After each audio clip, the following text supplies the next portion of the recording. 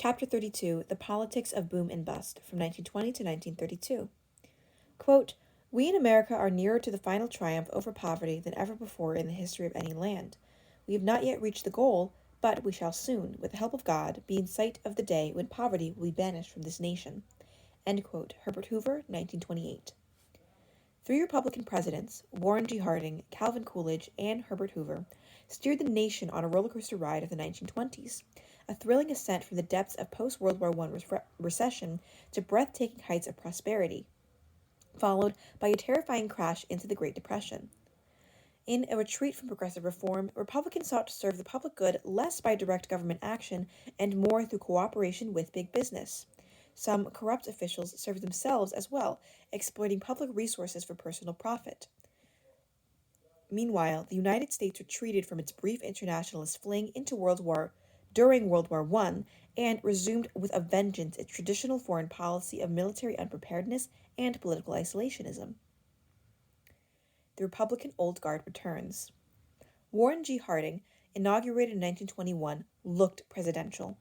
With erect figure, broad shoulders, high forehead, bushy eyebrows, and graying hair, he was one of the best-liked men of his generation. An easygoing, warm-handed slapper, he exuded graciousness and love of people. So kindly was his nature that he would brush off ants rather than crush them. Yet the charming, smiling exterior concealed a weak, inept interior. With a mediocre mind, Harding quickly found himself beyond his depths in the presidency. "God, what a job," was his anguished cry on one occasion. Harding, like Grant, was unable to detect moral halitosis in his evil associates, and he was soon surrounded by his poker-playing shirt-sleeved cronies of the Ohio gang. A good guy, Harding was one of the boys, and he hated to hurt people's feelings, especially those of his friends, by saying no, and designing political leeches capitalized on this weakness. The difference between George Washington and Warren Harding ran a current quip. While Washington could not tell a lie, Harding could not tell a liar. "He was not a bad man," said one Washington observer. "He was just a slob." Candidate Harding, who admitted his scanty mental furnishings, had promised to gather about him the best minds of the party. Charles Evan Hughes, masterful, imperious, incisive, brilliant, brought to the position of the Secretary of State a dominating, if somewhat conservative, leadership. The new Secretary of the Treasury was a lean and elderly Pittsburgh aluminum king, Andrew W. Mellon, multimillionaire collector of the paintings that are now displayed in Washington as his gift to the nation. Chubby-faced Herbert Hoover, famed feeder of the Belgians and wartime food administrator, became Secretary of Commerce. An energetic businessman and engineer, he raised his second-rate cabinet post to his first-rate importance, especially in drumming up foreign trade for U.S. manufacturers. But the best minds of the cabinet were largely offset by two of the worst. Senator Albert B. Fall of New Mexico, a scheming anti-conservationist, was appointed Secretary of the Interior. As guardian of the nation's natural resources, he resembled the wolf hired to protect the sheep.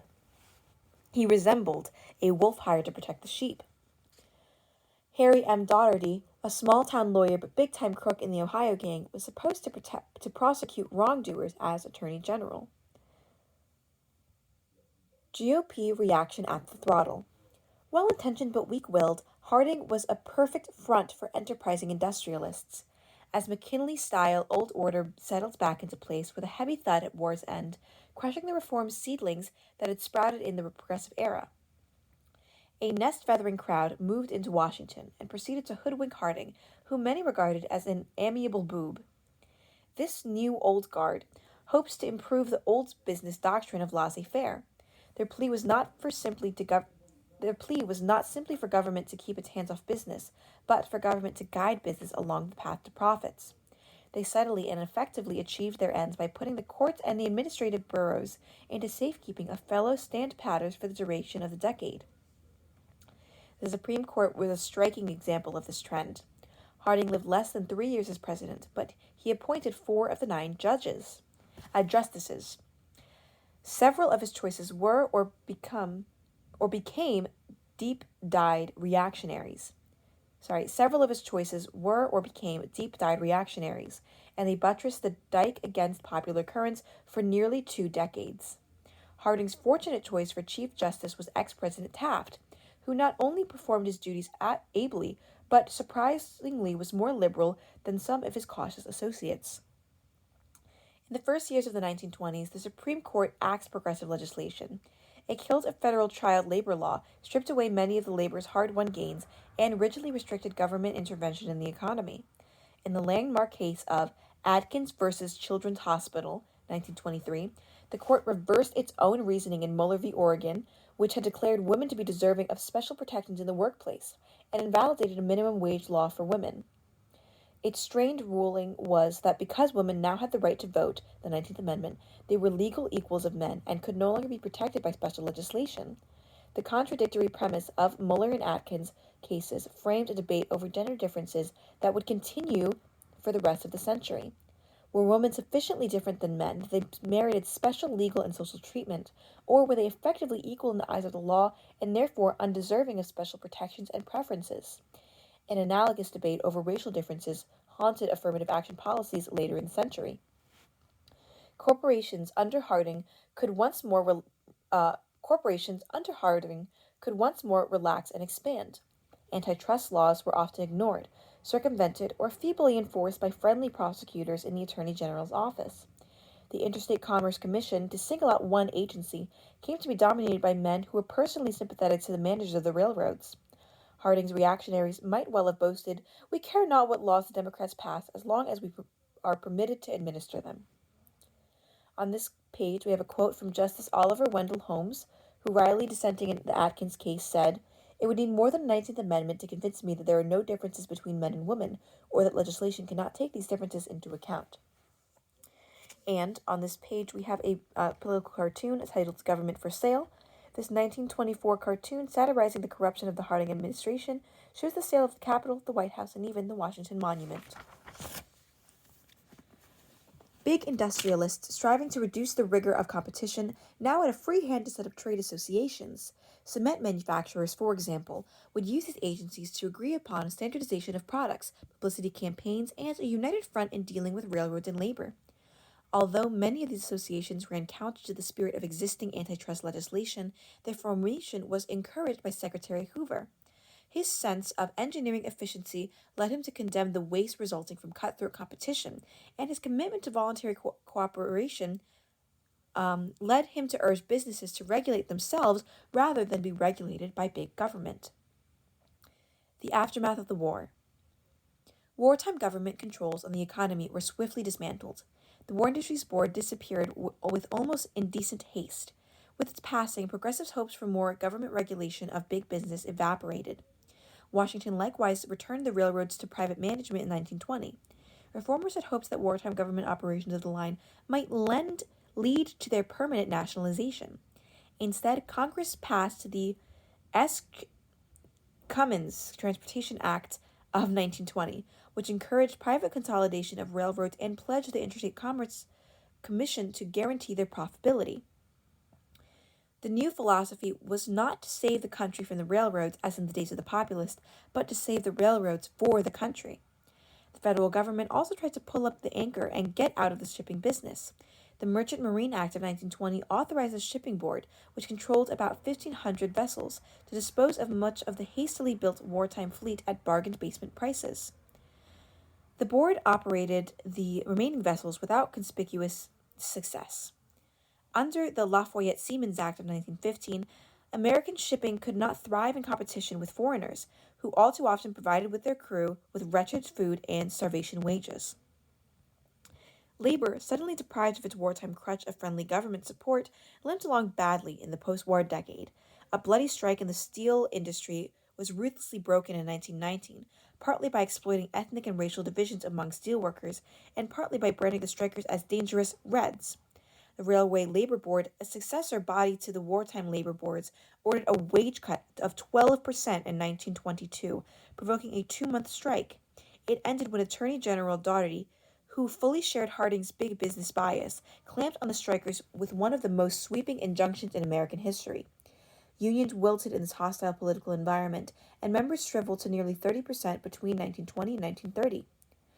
Shriveled by nearly 30%. Needy veterans were among the few non-business groups to reap lasting gains from the war. Congress in 1921 generously created the Veterans Bureau, although authorized to operate hospitals and provide vocational rehabilitation for the disabled. Veterans quickly organized into pressure groups. The American Legion had been founded in Paris in 1919 by Colonel Theodore Roosevelt Jr. Theodore Roosevelt. Junior Legionnaires met periodically to renew old hardships and let off steam in good natured horseplay. The Legion soon became distinguished for its militant patriotism, rock ribbed conservatism, and zealous anti radicalism. The Legion also became notorious for its aggressive lobbying for veteran benefits. The chief grievances of the former doughboys was monetary. They wanted their dough. The former servicemen demanded adjusted compensation to make up for the wages they had lost when they turned in their factory overalls for military uniforms during the Great War. Critics denounced this demand as a holding bonus, but millions of veterans deployed heavy political artillery. They browbeat Congress into passing a bonus bill in 1922, which Harding promptly vetoed. Reforming their lines, the repulsed veterans gathered for a final attack. In 1924, Congress again hoisted the white flag and passed the Adjusted Compensations Act, and it gave every former soldier a paid-up insurance policy due in 20 years, adding some $3.5 billion to the total cost of the war. Penny-pinching Calvin Coolidge sternly vetoed the measure, but Congress overrode him, letting the veterans with their loot. America seeks benefits without burdens. Making peace with a fallen foe was the most pressing problem left on Harding's doorstep. The United States, having rejected the Treaty of Versailles, was still technically at war with Germany, Austria, and Hungary, nearly 3 years after the armistice. Peace was finally achieved by lone wolf tactics, and in July 1921, Congress passed a simple joint resolution that declared the war officially ended. Isolation was enthroned in Washington. The Harding administration, with the Senate irreconcilables holding a hatchet over its head, continued to regard the League of Nations as a thing uncertain. Harding at first refused to even support the League's World Health Program. But the new world body was much too important to be completely ignored. Unofficial observers were sent to its seat in Geneva, Switzerland, to hang around like detectives shadowing a suspected criminal. Harding could not completely turn its back on the outside world, especially the Middle East, where sharp rivalries developed between America and Britain for oil drilling concessions. Remembering that the Allies had floated to victory on a flood of oil, experts recognized the liquid black gold would be necessary as blood in the battles of tomorrow. Secretary Hughes eventually secured for American oil companies their right to share in the exploitation of the sandy region's oil riches. Disarmament was one international issue on which Harding, after much indecision, finally seized the initiative. He was prodded by business people unwilling to dig deeper into their pockets for money to finance the ambitious naval building programs started in the war.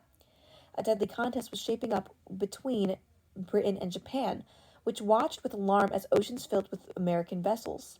Britain still commanded the world's largest navy, but the clatter of American riveters proclaimed the United States would soon overtake it. Public agitation in America, fed by these worries, brought about the headline-making Washington Disarmament Conference in 1921 to 1922. Invitations went to all major naval powers, except Bolshevik Russia, whose government the United States refused to officially recognize. The double agent included naval disarmament and the situation in the Far East. The double agenda included naval disarmament and the situation in the Far East. At the outset, Secretary Hughes startled the delegates, who were expecting the usual diplomatic fence-straddling and with a comprehensive concrete plan for declaring a 10-year holiday on the construction of battleships and even for scrapping some of the huge dreadnoughts already built. He proposed that the scaled-down navies of America and Britain should enjoy parity in battleships and aircraft carriers, with Japan on the small end of a 5-5-3 ratio. This arrangement sounded to the sensitive Japanese ambassador like Rolls-Royce, Rolls-Royce, Ford. A complex bargaining followed in the wake of the Hughes proposal. The five-power naval treaty of 1922 embodied Hughes's idea on ship ratios, but only after face-saving compensation was offered to the insecure Japanese, the British and Americans both conceded that they would refrain from fortifying their far eastern possessions, including the Philippines. The Japanese were not subjected to such restraints in their possessions. In addition, a four-power treaty replaced the 20-year-old Anglo-Japanese alliance. The new pact bound Japan, Britain, France, and the United States to preserve their status quo in the Pacific, another concession to the jumpy Japanese. Finally, the Washington Conference gave chaotic China, the sick man of the Far East, a shot in the arm with the Nine-Power Treaty of 1922, whose signatories agreed to nail wide open the open door in China. And on this page, we have a political cartoon captioned, "I deeply sympathize with you, madam, but I cannot associate you." 1923. Captions, President Harding's Secretary of State, Charles Edmund Hughes, broke to the news to a desperate, war-tattered Europe that America was going and staying home. Then we also have a graph showing the number of battleships, battle tonnage, and aircraft carrier tonnage for the top 5, being again the US, Britain, Japan, France, and Italy. When the final gavel banged, the Hardingites boasted with much fanfare and some justification of their globe-shaking achievement in the disarmament, but their satisfaction was somewhat illusionary. No restrictions had been placed on the small warships, and other powers churned with their construction of cruisers, destroyers, and submarines, while penny-pinching Uncle Sam lagged dangerously behind. Congress also pointedly declared that it was making no commitment to use armed forces of any kind of joint action when it ratified the Four-Power Treaty. These reservations, in effect, rendered the treaty a dead letter. Ominously, the American people seemed content to rely on their security on words and wishful thinking rather than on weapons and hard-headed realism. A similar sentimentalism welled up later in the decade when Americans clamored for the outlawry of war. The conviction spread that if quarreling nations would only take the pledge to forswear war as an instrument of national policy, swords could be beaten into plowshares. Calvin Coolidge's Secretary of State, Frank B. Kellogg, who later won the Nobel Peace Prize for his role, was lukewarm about the idea. But after petitions bearing more than 2 million signatures cascaded into Washington, he signed with the French foreign minister in 1928 with the famed Kellogg-Briand Pact. Officially known as the Pact of Paris, it was ultimately ratified by 62 nations, the Kellogg-Briand Pact. This new parchment peace was delusory in the extreme. Defensive wars were still permitted, and what scheming aggressor could not cook up an excuse of self-defense? Lacking both muscles and teeth, the pact was a diplomatic derelict, and virtually useless in a showdown. Yet it accurately and dangerously reflected the American mind in the 1920s, which was all too willing to be lulled into a false sense of security. This mood took even deeper hold in the ostrich-like neutralism of the 1930s. Hiking the tariff higher. A comparable lack of realism afflicted foreign economic policy in the 1920s. Business people, short-sightedly obsessed with the dazzling prospects in the prosperous home market, sought to keep that market to themselves by flinging up insurmountable tariff walls around the United States.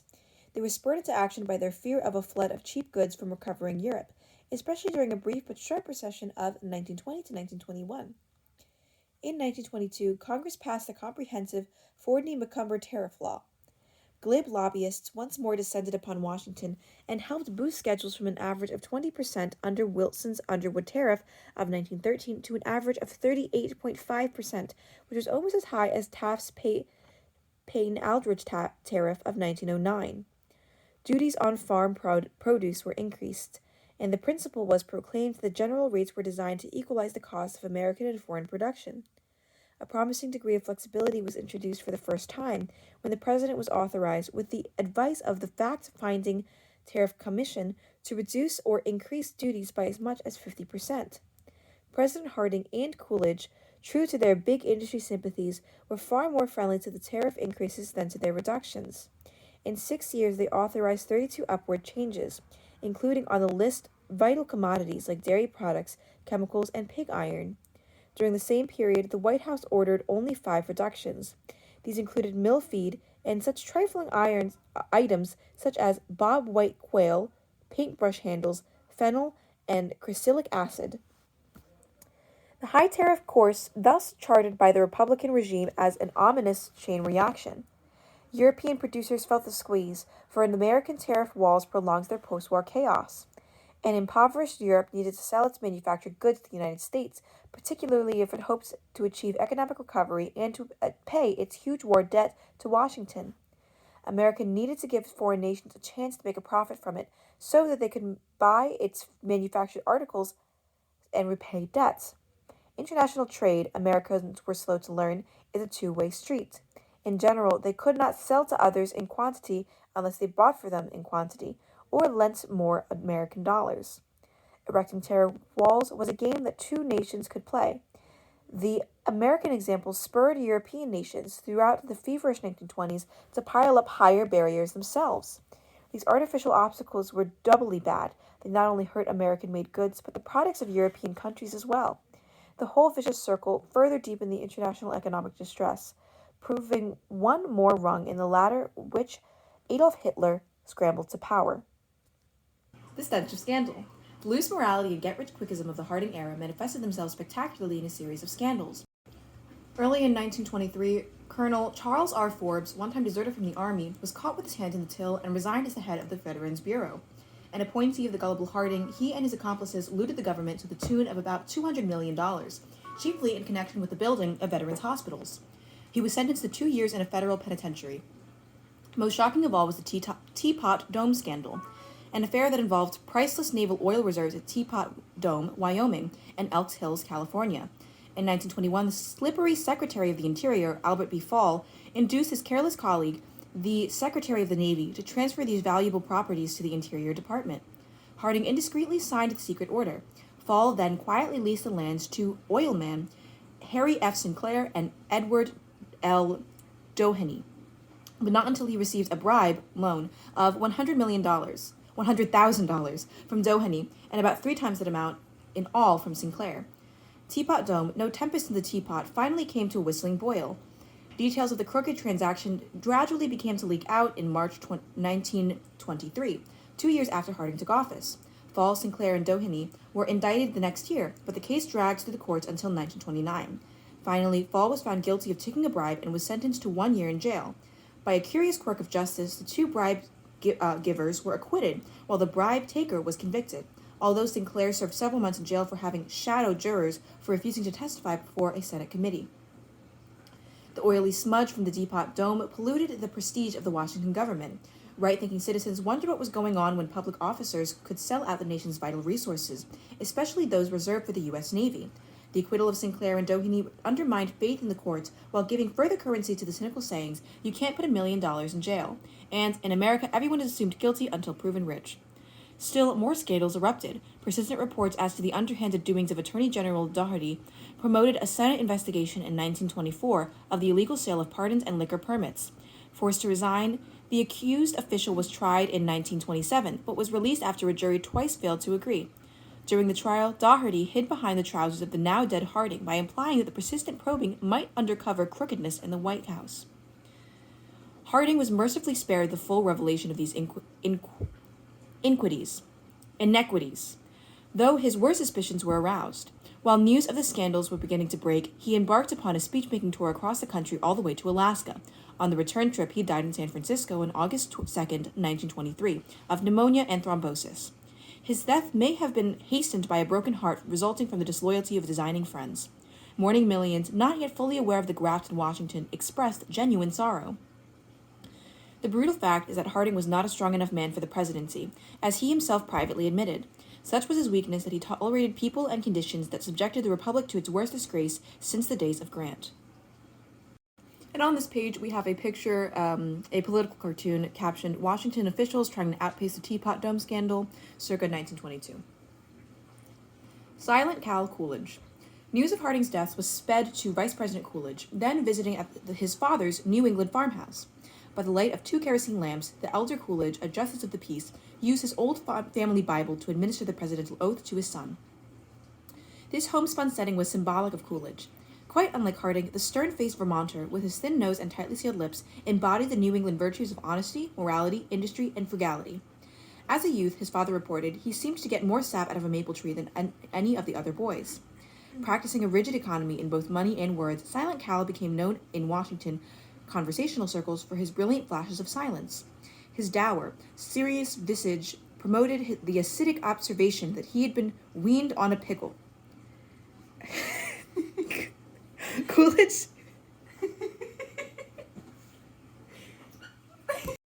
Coolidge seemed to be the crystallization of the commonplace. Painfully shy, he was blessed with only mediocre powers of leadership. He would occasionally display a dry wit in private, but his speeches, delivered in a nasal New England twang, were invariably boring. The staunch apostle of the status quo, he was no knight in armor riding forth to tilt at wrongs. His only horse, in fact, was an electric-powered steed on which he took his exercise. True to Republican philosophy, he became the high priest of the great god business. He believed that the man who builds a factory builds a temple, and that the man who works there worships there. The hands-off temperament of cautious Cal Coolidge suited the times perfectly. His thrifty nature caused him to sympathize fully with the Secretary of Treasury, Mellon's efforts to reduce both taxes and debts. No foe of industrial bigness, he left his business at its head. Coolidge luck held during his 5.5 prosperity blessed years. Ever profiling caution, Coolidge slowly gave the Harding regime a badly needed moral fumigation. Teapot Dome had scalded the Republican Party badly, but so transparently honest was the vinegary Vermonter that the scandalous oil did not rub off on him. The public, though, at first shocked by the scandal, quickly simmered down, and an alarming tendency developed in certain quarters to excuse some of the wrongdoings on the grounds that they had gotten away with it. Some critics even condemned the government prosecutors for continuing to rock the boat. America's moral sensibility was evidently becoming dulled by prosperity. Frustrated farmers. Sun-bronzed farmers were caught squarely in a boom-or-bust cycle in the post-war decade. While the fighting had raged, they had raked in money hand over gnarled fist. By the spring of 1920, the price of wheat had shot up to an incredible $3 a bushel, but peace brought an end to government-guaranteed high prices, and to massive purchases by other nations, as foreign production re-entered the stream of world commerce. Machines also threatened to plow the farmers under an avalanche of their own overabundant crops. The gasoline engine tractor was working a revolution on American farms. This steel mule was to cultivation and sowing what the McCormick reaper was to harvesting. Blue-denimed farmers no longer had to plod after the horse-drawn plow with high-footed gait. They could sit erect on their chugging mechanized chariots and turn under and harrow many acres in a single day. They could grow bigger crops on larger areas, using fewer horses and hired hands. The wartime boom had encouraged them to bring vast new tracts under cultivation, especially in the wheat belt of the upper Midwest. But such improved efficiency and expanded agricultural acreage helped to pile up more price-dampening surpluses. A withering depression swept through agricultural districts in the 1920s, when 1 farm in 4 was sold for debt or taxes. As a plaintive song of the period ran, "No use talkin' any man's beat," with 11-cent cotton and 40-cent meat. Schemes abounded for bringing relief to the hard-pressed farmers. A bipartisan farm bloc from the agricultural states coalesced in Congress in 1921 and succeeded in driving through some helpful laws. Noteworthy was the Caper-Volstead Act, which exempted farmers' marketing cooperatives from antitrust prosecution. The farm bloc's favorite proposal was the McNary-Hogan Bill, pushed energetically from 1924 to 1928. It sought to keep agricultural prices high by authorizing the government to buy up surpluses and sell them abroad. Government losses were to be made up by a special tax on the farmers. Congress twice passed the bill, but frugal Coolidge twice vetoed it. Farm prices stayed down, and farmers' political temperatures stayed high, reaching a fever pitch in the election of 1924. A 3-way race for the White House in 1924. Self-satisfied Republicans chanting, "Keep cool and keep Coolidge," nominated Silent Cal for the presidency in their convention in Cleveland in the simmering summer of 1924. Squabbling Democrats had more difficulty choosing a candidate when they met in New York's sweltering Madison Square Garden. Reflecting many of the cultural tensions of the decade, the party was hopelessly split between the wets and the dries, urbanites and farmers, fundamentalists and modernists, northern liberals and southern stand patterns, immigrants and old-stock Americans. In one symptomatic spasm of discord, the conventioners failed by just 1 vote to pass a resolution condemning the Ku Klux Klan. Deadlocked for an unprecedented 102 ballots, the convention at last turned wearily, sweatily, and unenthusiastically to John W. Davis, a wealthy corporation lawyer connected with the Wall Street banking house of J.P. Morgan and Company. The polished nominee was no less conservative than the cautious Calvin Coolidge. The field was now wide open for a liberal candidate. The white pompadoured Senator Robert Fighting Bob Lafayette from Wisconsin, perennial aspirant to the presidency and now 69 years of age, sprang forward to lead a new progressive party. He gained the endorsement of the American Federation of Labor, and enjoyed the support of the shrinking Socialist Party, but his major constituency was made up of the price-pinched farmers.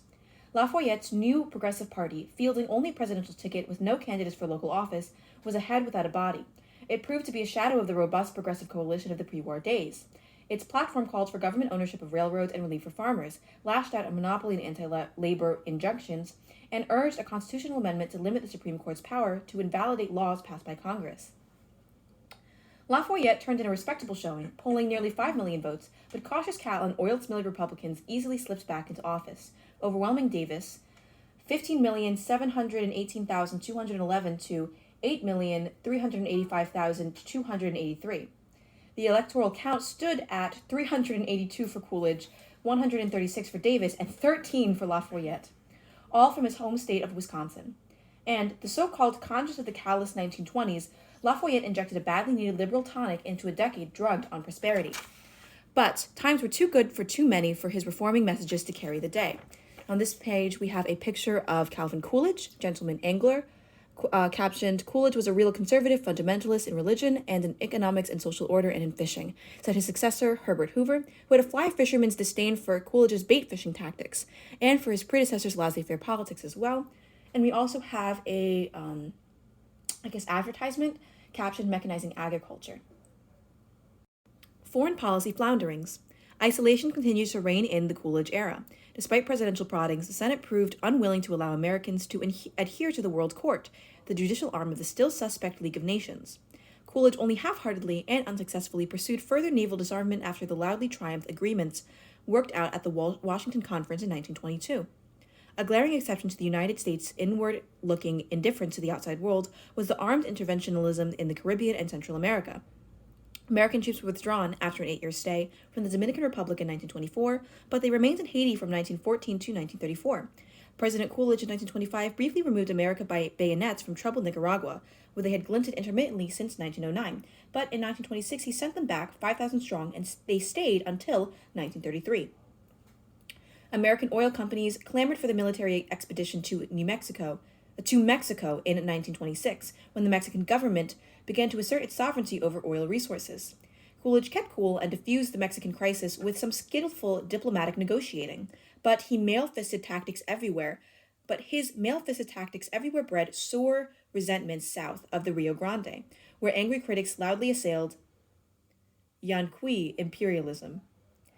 Overshadowing all other foreign policy problems in the 1920s was the knotty issue of international debts, a complicated tangle of private loans, Allied war debts, and German reparations payments. Almost overnight, World War I had reversed the international financial position of the United States.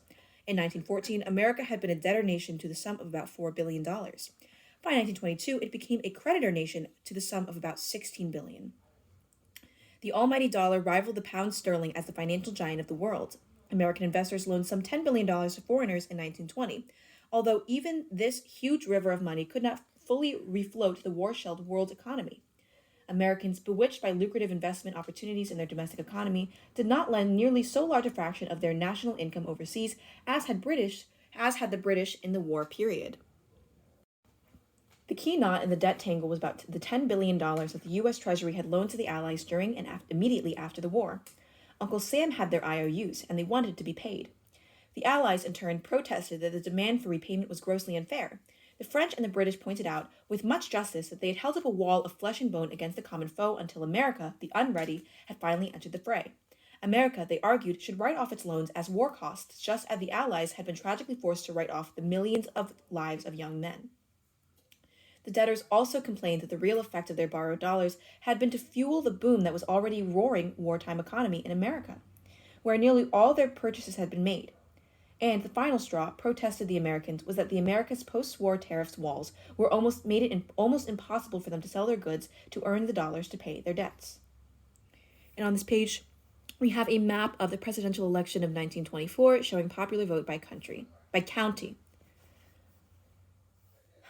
Unraveling the debt knot. America's tight-fisted insistence on getting its money back helped to harden the hearts of the Allies against conquered Germany. The French and the British demanded that the Germans make enormous reparation payments, totaling some $32 billion, as compensated for war-inflicted damages. The Allies hoped to settle their debts to the United States with the money received from Germany. The French, seeking to extort lagging reparations payments, sent troops into Germany's industrialized Ruhr Valley in 1923. Berlin responded by permitting its currency to inflate astronomically. At one point in October 1923, a loaf of bread cost 840 million marks, or about $120 million in pre inflation money. German society teetered on the brink of mad anarchy, and the whole international house of financial cards threatened to flutter it down into colossal chaos. Sensible statesmen now urge that war debts and reparations alike be drastically scaled down or even canceled outright, but to Americans, such proposals smacked of welching on a debt. We went across, but they won't come across, cried a prominent politician. Scrooge-like, Calvin Coolidge turned aside suggestions of debt cancellation with a typically terse question: they hired the money, didn't they? The Washington administration proved especially unrealistic in its dogged insistence that there was no connection whatsoever between debts and reparations. Reality finally dawned on the Dawes Plan of 1924. Negotiated largely by Charles Dawes, about to be nominated as Coolidge's running mate, it rescheduled German reparations payments and opened the way for further American private loans to Germany. The whole financial cycle now became still more complicated, as U.S. bankers loaned more money to Germany. Germany paid reparations to France and Britain, and the former Allies paid war debts to the United States. Clearly, the source of this monetary merry-go-round was the flowing well of American credit. When the well dried up after the Great Crash of 1929, the jungle of international finance quickly turned into a desert. President Herbert Hoover declared a one-year debt moratorium in 1931. Before long, all the debtors had defaulted, except honest little Finland, which struggled along making payments until the last of its debt was discharged in 1976. And on this page, we have a diagram of the aspects of the financial merry-go-round from 1921 to 1933, with U.S. investors supplying Wall Street bankers who gave private loans to Germany, who paid reparations to Britain and France, and Britain and France made the Allied war debt payments to the U.S. Treasury. The United States never did get its money, but it harvested a bumper crop of ill will. Irate French crowds on occasion attacked American tourists. And throughout Europe, Uncle Sam was caricatured as Uncle Shylock, greedily whetting his knife for the last pound of Allied flesh. The bad taste left in American mouths by the whole story episode contributed powerfully to the storm cellar neutrality legislation passed by Congress in the 1930s. And on this page, we have an image of a German woman burning near worthless paper currency for cooking fuel in 1923.